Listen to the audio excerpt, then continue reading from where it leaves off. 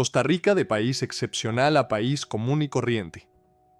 En mis reflexiones patrias, he venido señalando y subrayando una serie de extraordinarias posturas y decisiones políticas tomadas por nuestro país durante gran parte de su historia republicana.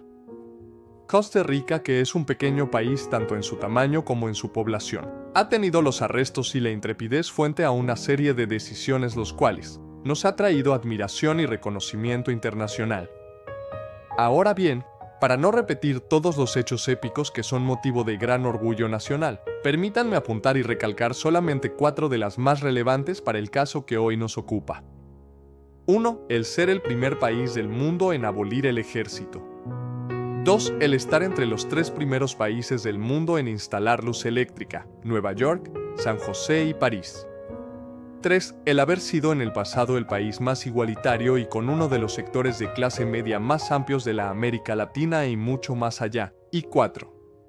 El ser la democracia más longeva o perdurable de la América Latina. A través de los años, estos hechos sobresalientes y muchos más fueron construyendo en nuestro ADN un excepcionalismo como nación y como país sin parangón. Preguntémonos, ¿cuál costarricense no ha tenido la oportunidad de observar y escuchar con gran orgullo la reacción y admiración que por Costa Rica se profesa en el extranjero? Nunca olvido la reacción de un neozelandés, el señor Francis Small, cuando por una circunstancia particular vio la portada de mi pasaporte que decía República de Costa Rica. Comenzó a balbucir y repetir, «Wow, Costa Rica, wow, Costa Rica». Y me lo pidió para observarlo con asombro y admiración y de seguido recalcó y dijo lo siguiente en inglés, «Wow, sin ejército, qué país más impresionante».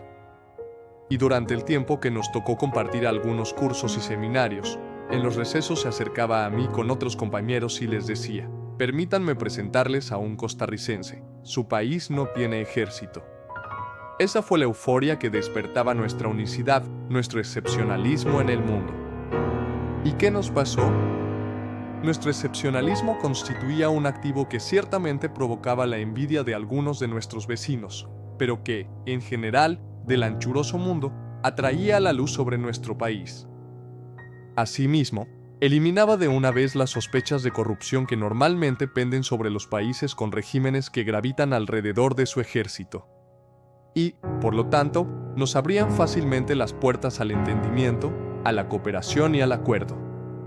No obstante, lo anterior, con el pasar de los años, dejamos de mejorar, nos conformamos, y lo que es peor, descuidamos nuestro jardín y poco a poco se fue llenando de maleza. Comenzamos a involucionar, a retroceder, y de un país innovador que solía marcar su propio rumbo, perdimos la brújula y comenzamos a ser un país seguidor. Es decir, entramos en una etapa en que hacíamos lo que hacían otros países, y en ese proceso fuimos perdiendo nuestro excepcionalismo para convertirnos en un país común y corriente en donde nos encontramos hoy. Ahora, la pregunta que aflora es la siguiente: ¿es el fracaso de nuestra generación?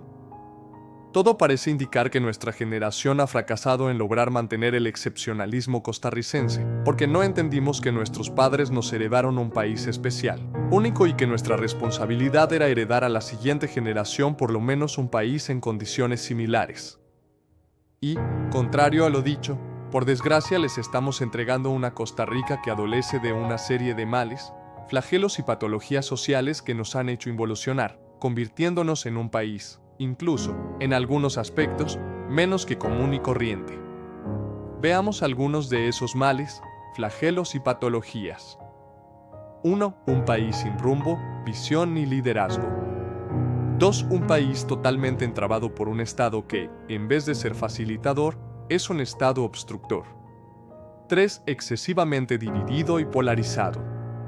4. Un país que ya no funciona para la mayoría de los costarricenses, sino solo para unos pocos, es decir, para una minoría privilegiada. 5. Con un desarrollo cada vez más asimétrico entre el centro y la periferia. 6. Una sociedad muy indisciplinada y, consecuentemente, poco productiva. 7. Un país muy desigual. Estamos entre los 20 países más desiguales del mundo, etc. La desigualdad, que es la última patología social señalada, es el peor azote para nuestro pueblo, por las terribles consecuencias que tiene para nuestro tejido social y sistema de convivencia. Costa Rica, de país excepcional a país común y corriente.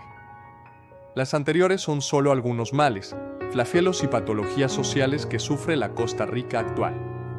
Y los mismos nos han venido transformando del país excepcional que fuimos por muchos años, al país común y corriente que desgraciadamente somos hoy. La falta de visión y liderazgo.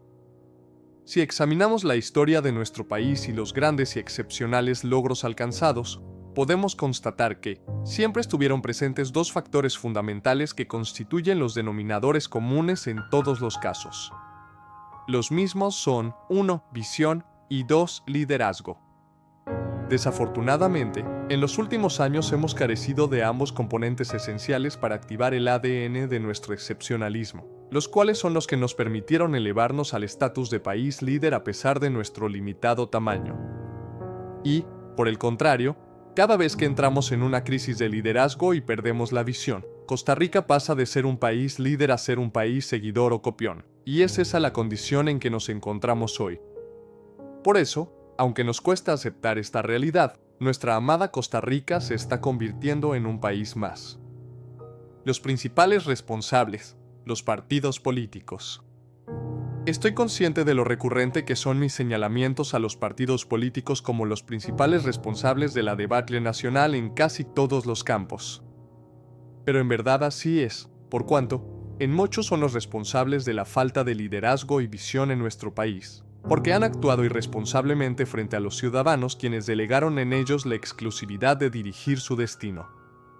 No obstante, como he dicho una y otra vez, estos temerariamente se han desentendido de su tarea fundamental de preparar a sus miembros para asumir con seriedad y responsabilidad la gobernanza del país. Por lo tanto, toda Costa Rica y su futuro está desgraciadamente en manos irresponsables, los partidos políticos. Concluyo señalando que aún hay esperanza para recuperar nuestro excepcionalismo. Sin embargo, es preciso reconocer que no será nada fácil y que, además, tomará algún tiempo y esfuerzo para reactivar y desbloquear nuestro ADN. Es claro que la solución está en manos de los partidos políticos.